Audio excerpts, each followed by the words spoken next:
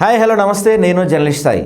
So ఒక drugs case విషయం తెలుగు రాష్ట్రాల రాజకీయాలని కుదిపేస్తున్నాయి. ఆ, అందులో ఏపీకి సంబంధించిన ఒక ఎంపీకి అయితే వెంటనే స్టేషన్ బెయిల్ ఇచ్చారు. ఫస్ట్ ఏమో యూరిన్ టెస్ట్ చేశారు, యూరిన్లో నెగిటివ్ వచ్చిందంటే తర్వాత ఏదో బ్లడ్ టెస్ట్ చేశారు, అందులో పాజిటివ్ వచ్చింది. అయినప్పటికీ కూడా ఆయనకి స్టేషన్ బెయిల్ ఇచ్చి పంపించేశారు. ఇది ఒక సామాన్యులకైతే చిన్న డ్రంక్ అండ్ డ్రైవ్ టెస్ట్లో దొరికితేనే వాళ్ళకి చుక్కలు చూపిస్తారు. మరి ఎంపీకి ఎందుకు స్పెషల్ ప్రివిలైజేషన్, ఆయనకి సభలో పార్లమెంట్ ఉందని చెప్తున్నారు. ఇలా రకరకాలు జరుగుతున్నాయి. అసలు అలా సాధ్యమవుతుందా?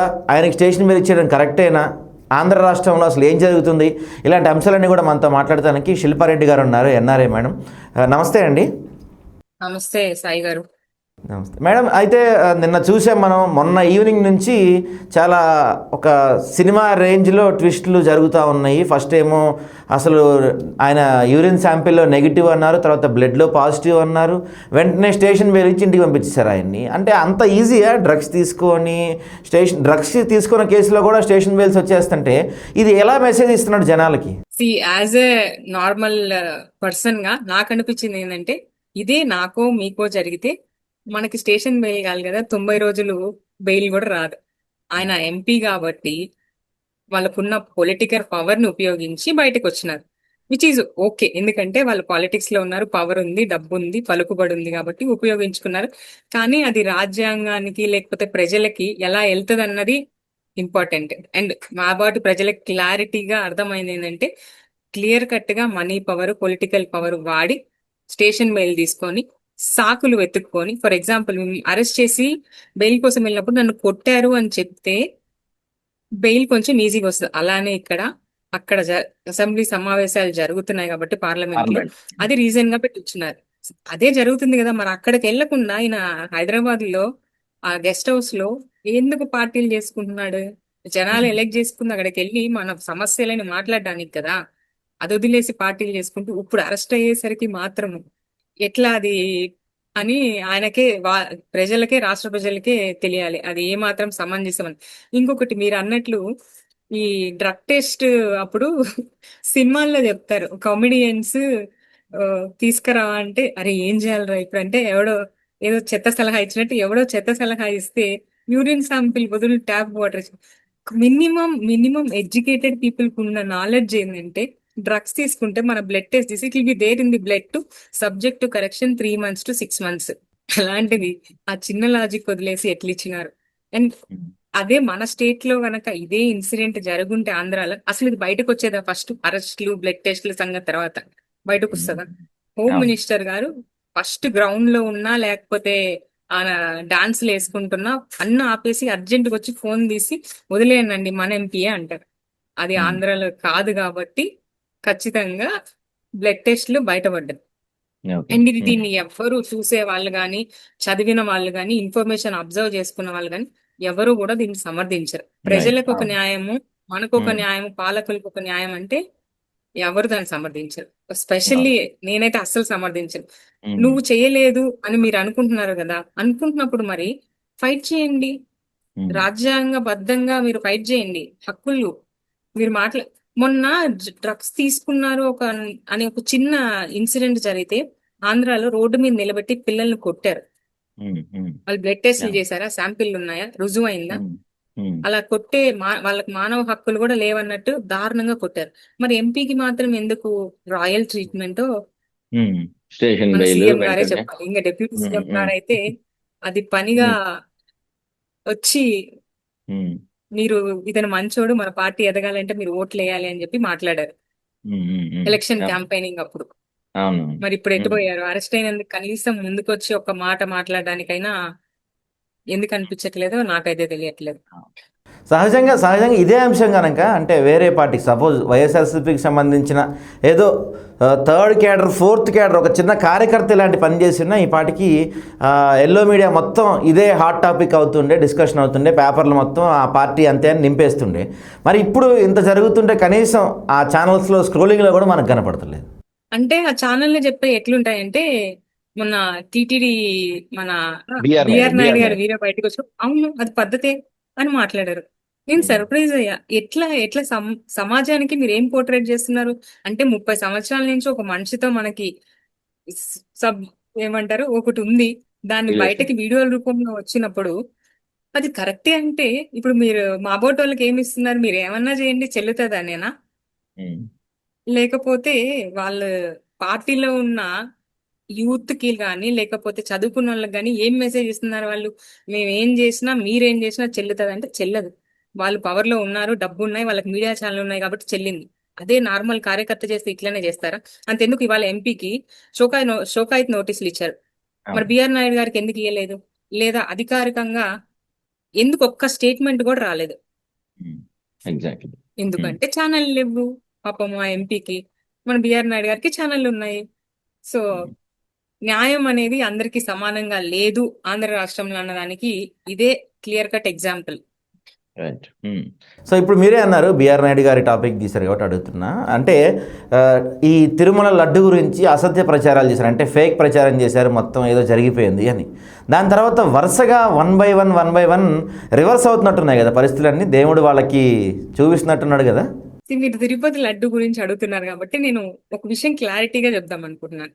అసలు ఈ ట్యాంకర్లు మీరు ఏవైతే అంటున్నారో ఆ ట్యాంకర్లు వచ్చిన June 12, 2024. అప్పుడు ఎలక్షన్ అయిపోయి పవర్ లో ఎవరున్నారు? వాళ్ళ టీడీపీ. లెక్క ప్రకారమే కల్తీ అయింది అనుకుందాం కాసేపు. ఫస్ట్ ఆఫ్ ఆల్ దేవుడి విషయం అవ్వలేదు, అవ్వకూడదనే నేను కోరుకున్నాను.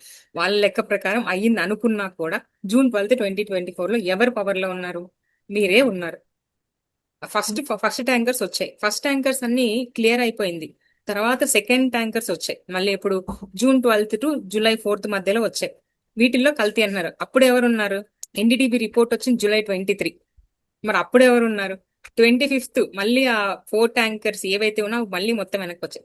ఓవరాల్ గా నేను చెప్పాలనుకుంది ఏంటంటే కల్తీ లేదు అని చెప్తే అందరికీ మంచిది. కల్తీ ఉంది అన్నారనుకోండి స్ట్రైట్ అవే ఇది ఈ ప్రభుత్వంలో జరిగిన కల్తీయే. ఎందుకంటే గత ప్రభుత్వంలో మీరేమన్నా నెయ్యి తీసుకొచ్చి టెస్టులు చేశారా? లేకపోతే లడ్డు తీసుకొచ్చి టెస్టులు చేశారా? లేదు కదా. ఇప్పుడు జరిగిన శాంపిల్ ని పట్టుకొని మీరు గతంలో అనడం it is not even considerable. కల్తీ జరగలేదు, ఆ పంది కొవ్వు ఎద్దు కొవ్వు ఏవైతే ఉన్నాయో అవన్నీ లెవ్వు అని క్లియర్ కట్ గా సిట్ రిపోర్ట్ ఇచ్చింది. అయినా అవును. సరే ఉంది అంటున్నారు. చిన్న వాళ్ళకే వాళ్ళు విమర్శించుకోవాల్సింది, లేకపోతే వాళ్ళకి ఎవరు చెప్తున్నారో ఆ డేటా పాయింట్స్, లేకపోతే ఆ టీం ఎవరుందో వాళ్ళైనా కొంచెం వెళ్ళి చూసుకుంటే బాగుంటది. ఎందుకంటే ఆ డేట్లన్నీ కూడా జరిగింది వీళ్ళు పవర్ లో ఉన్నప్పుడు. కల్తీ జరిగినా కూడా ఒకవేళ రేపు జరిగిన అని రిపోర్ట్ వచ్చినా సరే వీళ్ళు ఏదో వేసుకున్నారు కదా త్రిచక్ర కమిటీలు, ఎందుకు వేస్తారో కూడా తెలియదు అవి. వాటిల్లో వచ్చినా కూడా కల్తీ మీ హయాంలోనే జరిగింది అని Okay. చెప్పాల్సి వస్తుంది మా బోటోళ్ళు. అదే దానికి తగ్గట్టే వీళ్ళు బయటకు వస్తున్నాయి. ఇప్పుడు బిఆర్ నాయుడు మొన్న బయటకు వచ్చింది, వాళ్ళ ఎంపీది. బ్యూటీ ఏంటంటే ఇప్పుడు ఈ ఏదైతే బయటకు వచ్చారో ఈ ఎంపీ వాళ్ళ ఫాదరు టీటీడీలో బోర్డ్ లో వర్క్ చేశారు. ఓకే. ఎప్పుడైతే వీళ్ళు ఏదైతే అభియోగం చేస్తున్నారో ఆ కంపెనీ ఆయన హయాంలోనే వచ్చింది. కర్మ ఎక్కడికి పోదు, రిటర్న్ గా తిరిగి వస్తుంది. కలియుగ దేవుడితో పెట్టుకుంటే ఇప్పుడే వచ్చేసింది, ఎక్కువ దూరం Okay. కూడా రాలేదు. ఎవరైతే చేశారో వాళ్ళ కొడుకుకే డైరెక్ట్ గా పట్టుబడ్డం వేరు. బ్లడ్ టెస్ట్ లో పాజిటివ్ వచ్చేసింది. ఎవరు ఇక దేవుడు కూడా తప్పించలేరు. ఖచ్చితంగా ఇట్ ఈస్ సెక్షన్ ఏమంటారు, దీనికి డెఫినెట్ గా ఆయనకి శిక్ష పడే కేసే ఇది. ఓకే. రైట్. ఇంకా మ్యాజిక్లు ఏమన్నా చేస్తే మనం ఏం చేయలేం గానీ అవును. నార్మల్ గా అయితే శిక్ష పడే కేసే. బట్ దేవుడితో పెట్టుకున్నారు ఒకటి తర్వాత ఒకటి. ఇందాపూర్ అంటారు, సంఘం అంటారు. అసలు అక్కడ మీరు చూస్తే రాత్రికి రాత్రి గేట్లకు రంగులు మార్చేస్తారు. అసలు మొన్న ఏమంటారు, ఆ రాష్ట్రంలో డబ్బులే లేవు ఆరోగ్యశ్రీకి అన్నారు, లేదా అవును. కొత్తగా ఏమన్నా చేయడానికి అన్నారు. ఒక సీఎం గా గానీ డిప్యూటీ సీఎం గా గానీ వీళ్ళు చేయాల్సిన పని ఏంటి? Forget about parties. As constitutional గా వీళ్ళు చేయాల్సిన రాష్ట్రాన్ని ఇంప్రూవ్ చేయడం అనేది వీళ్ళ బాధ్యత, వీళ్ళ జాబ్. అవును. వాళ్ళు అది కూడా చేయడానికి డబ్బులు లేవు అంటే అసలు మనకు ఇచ్చిన ఒక బడ్జెట్ అప్పులు తీసుకునే దానికంటే ఒక 29,000 24,000 ఎక్కువ తీసేసుకున్నాం 2 సంవత్సరాల్లోనే. మన ఆ అవును. డబ్బులన్నీ ఏం చేస్తున్నారు? హెలికాప్టర్లు కొనుక్కుంటున్నారు. లేకపోతే ఇప్పుడే ఈ మధ్య హైదరాబాద్ దగ్గర ఏదో ఐస్ క్రీమ్ పార్లర్లు పెట్టారంటే హెరిటేజ్. మరి దానికి ఏమన్నా జరిగిందో? ఎక్కడ పోతున్నాయో అన్ని వేల కోట్లు అర్థమైతలేదు నాకైతే. రైట్. అకౌంటబిలిటీ లేదు, క్రెడిబిలిటీ లేదు, గవర్నెన్స్ అంటారు. అసలు వీటన్నిటికీ స్పెల్లింగ్ కూడా తెలియదు వీళ్ళందరికీ. But exactly. నాకు తెలిసింది ఏంటంటే అట్లీస్ట్ ఇంత వరస్ట్ గా అంటే గవర్నెన్స్ ఇంత వరస్ట్ గా అయితే ఎప్పుడూ లేదు. చంద్రబాబు నాయుడు గారు బాగానే చేశారు ఇంతకు ముందు టర్మ్స్ లో. మరి ఇప్పుడు ఎందుకు సడన్ గా ఇట్లా చేంజ్ అయిపోయిందో I don't know. Vendetta okay. Politics నడిపిస్తున్నారు. పాలిటిక్స్ ఈజ్ ఓకే, ఏంటారు రాజకీయంగా విమర్శించడం ఓకే. పర్సనల్ గా వెళ్ళిపోయి, ఫర్ ఎగ్జాంపుల్ అండి, నేనే ఉన్నాను, నాకంటూ రాజ్యాంగం ఇచ్చిన హక్కు ఏంది? నాకు నచ్చింది అవతల వాళ్ళ మనోభావాలు దెబ్బతినకుండా మాట్లాడడం. Right to example speak. కి నేను ఒక ఇప్పుడు ఇష్యూ జరిగింది, దాని గురించి నా సోషల్ ప్లాట్ఫామ్ లో నా అకౌంట్ లో నేను ఒక వీడియో పెట్టుకుంటే ఒక బ్యాచ్ ఉండదు వచ్చేస్తారు. మీరు అట్లెట్లా, అరే నేను అడిగేది ఏంది, మీరు ఇది ఎందుకు చేశారు, ఈ తప్పు ఎందుకు జరిగింది అని అడిగితే ఇది ఎందుకు జరిగిందో చెప్పండి సార్. అది వదిలేసి 2000 ఏంటి 19లో నువ్వు ఎక్కడ పోయినా, అప్పుడు నేను చదువుకుంటున్నాను సార్, చదువుకుంటున్నాను, లేకపోతే అంటారు జాబులు చేసుకుంటున్నాం. మాకంటూ 20 ఏళ్ళ వాళ్ళకి ఏం సోషల్ అవేర్నెస్ ఉంటదండి? లేదు అప్పుడు అడగడానికి. ఇప్పుడు వచ్చింది అడుగుతున్నాం. ఇదే ప్లేస్ లో ఎవరున్నా అడుగుతాం రేపు. ఎగ్జాక్ట్లీ. మంచి అంతే. యాక్చువల్ అదే ఏంటారు అడుగుదాం అనుకున్నాను హక్కులు నేను. కూడా అదే అడుగుదాం అనుకున్నాను నేను. మీరు nowhere connected to politics, but me social media మొత్తం కూడా మీరు గవర్నమెంట్ని క్వశ్చన్ చేస్తూ మంచిగా అడుగుతున్నారు. సడన్గా అంటే మీరే చెప్పారు గతంలో స్టూడెంట్ ఉన్నారని, సడన్గా మీరు ఈ పాలిటిక్స్ వైపు ఎందుకు టర్న్ తీసుకున్నారు? నేను పాలిటిక్స్ లోకి రావాలని మాట్లాడటం లేదు.